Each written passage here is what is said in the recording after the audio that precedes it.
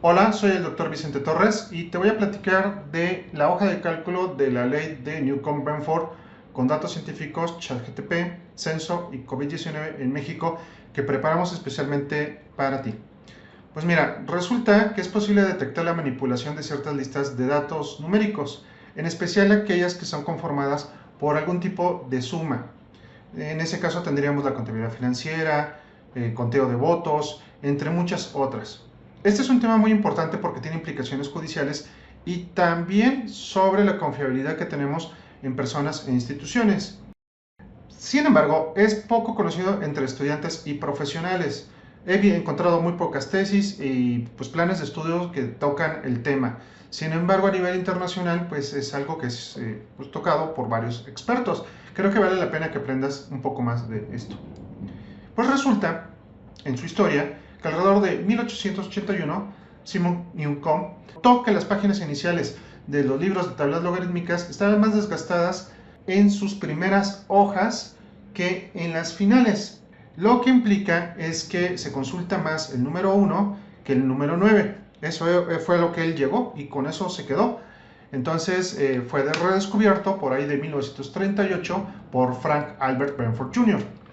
Entonces, él fue un poquito más allá y lo que hizo fue una serie de estudios de tipo observacional empírico con diferentes bases de datos. Tomó magnitudes de química, de física, deportivas, censos, por supuesto, y también una revisión, por ejemplo, de diferentes áreas geográficas. Y lo que encontró es que todas seguían esta idea de que el primer dígito era encabezado por pues una cifra pequeña, el 1, el 2, el 3, mientras que los que son los dígitos grandes, el 7, el 8 y el 9, o sea, aparecían mucho menos que estos números. Sí logró hacer un popular su idea y entonces lo que se le conoce es como la ley de Benford. Ahora bien, por ahí de 1960 se publicaron las primeras explicaciones formales sobre el comportamiento de la frecuencia del primer dígito en los listados. Y las aplicaciones ya estarían apareciendo un poquito después de los años 80. Una que es importante pues es la del Marnigrini, que es por ahí de los mediados de los 90, que la ha estado promoviendo para utilizarse como una forma de identificar irregularidades en reportes contables. Por su parte, Walter R. Mevane Jr. la ha utilizado para analizar resultados electorales. Entonces se ha hecho muy popular para la detección de fraude o intentos de manipulación de bases de datos. Sin embargo, hay que ser muy claro que la desviación de esta ley pues no implica realmente que se esté haciendo algo ilegal. Eso le corresponde a otro tipo de autoridades más relacionadas con el derecho que deben de decidir, porque pues es un tema mucho más complejo que nada más estar haciendo índices estadísticos. Bueno, voy a repetir más la idea esencial. Lo que yo tengo es un listado. Ese listado proviene de un tipo de contabilidad y me voy a estar fijando en el primer dígito que aparezca aquí. Voy a hacer una tabla de frecuencias y lo que voy a observar, si se sigue la ley de Benford, es que va a aparecer más el 1 que los dígitos grandes como el 9. Esta es la ley de Benford en esencia. ¿Por qué sucede esto? Bueno, tiene que ver con nuestra forma de estar haciendo contabilidad. Conforme nosotros estamos haciendo una suma, una acumulación, un conteo, entonces lo que vamos a tener son diferentes periodos, o sea, vamos a tener unidades, decenas, centenas, vamos a llegar a los miles, puede ser incluso más. Entonces vamos a tener diferentes periodos de esa contabilidad. En cada uno de esos periodos va a aumentar más la preponderancia del número pequeño, el dígito que está encabezando esa contabilidad, ese listado, porque vamos a empezar a hacer nuestro conteo, vamos a ingresar en uno de estos periodos y en estos periodos va a estar dominando el dígito pequeño en comparación con un dígito grande. Pero conforme nosotros vayamos avanzando, van a aparecer los dígitos grandes encabezando. Pero a lo más que pueden ellos aspirar es a empatar a los dígitos pequeños. Porque una vez que ya los alcanzaron, pues vamos a entrar a un nuevo periodo que todavía es más largo. Y ahí es muy probable que pues vaya a ganar ese dígito que es pequeño. Ahora, detenemos ese conteo. Puede terminar, si puede ser así la probabilidad, pues en un 9. Pero si lo estamos haciendo de forma repetida, digamos en un proceso que incluso puede tener algo de azar, pues lo más seguro, lo más probable es que aparezcan dígitos pequeños. Esa es la forma de contabilizar que se acumula en la base de datos. Ahora, nosotros podemos esto formalizarlo matemáticamente y decir que es la probabilidad, dependiendo del tipo de dígito, va a ser una función logarítmica que va a tener esta forma, 1 más ese dígito a su inverso. Podemos sacar las probabilidades y efectivamente pues el 1 va a tener una probabilidad del 30% que va a estar disminuyendo hasta alcanzar al 9 en un 4.6%, que es las gráficas que les estaré mostrando. Puedo esto hacerlo de forma general, puedo extenderlo para los fines didácticos de esta presentación y de mi trabajo, pues lo que estoy aquí mostrándoles son los dos primeros dígitos que van a tener esta forma y se pueden recalcular estos valores. Ahora, si yo lo que estoy diciendo es que se sigue o no se sigue la ley de Benford, pues yo lo que necesito es un tipo de índice estadístico para poder tener algún criterio. Ese criterio me va a servir para tomar decisiones respecto a lo que está sucediendo con mis observaciones, si siguen o no siguen la ley de Benford. Negrini ha propuesto mucho que es la desviación media absoluta, MAT, por sus siglas en inglés, que básicamente pues nada más es la resta de lo que observamos respecto a lo que esperamos y después de la acumulación neta, pues dividirlo todo entre el número de datos, es decir, 9 para el primer dígito y tendríamos pues 90 para los dos dígitos.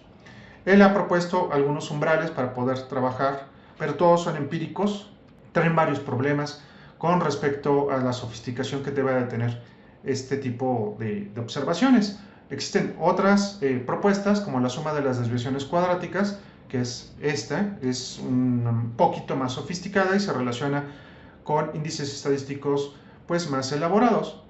También tienen unos umbrales para, por ejemplo, el primer dígito, para los dos dígitos y pues después de esos umbrales pues ya no serían válidos lo que se estaría obteniendo, o sea, tenemos una tolerancia a esas desviaciones.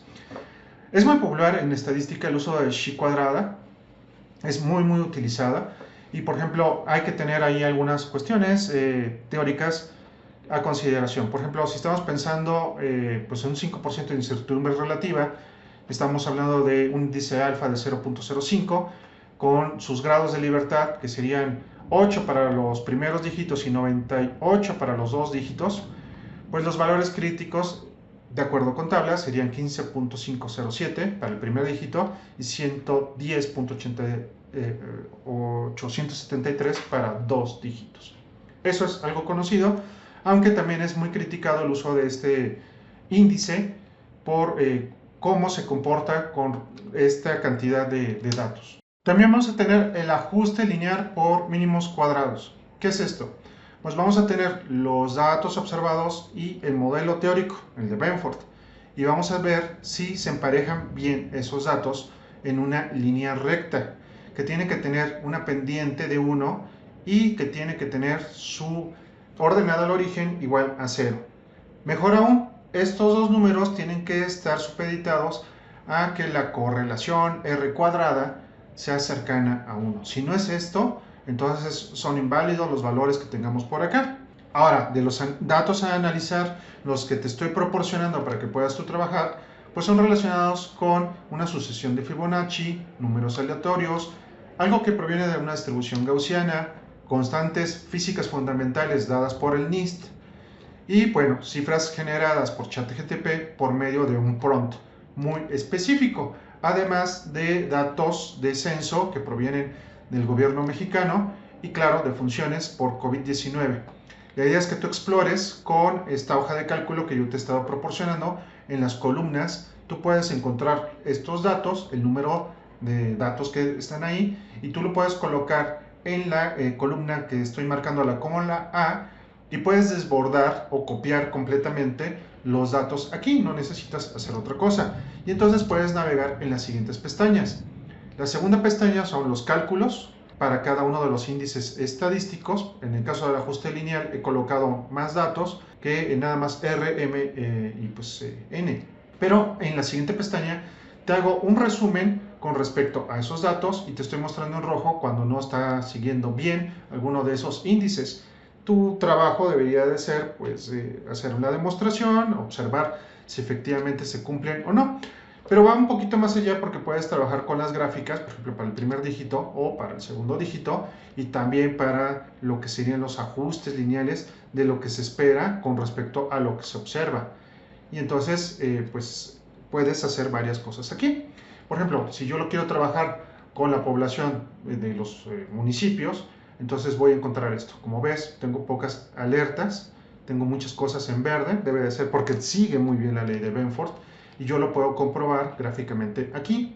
Aquí se ve también qué cosas se desvían, pero cuando yo lo veo en las linealizaciones, pues veo que hay una buena concordancia.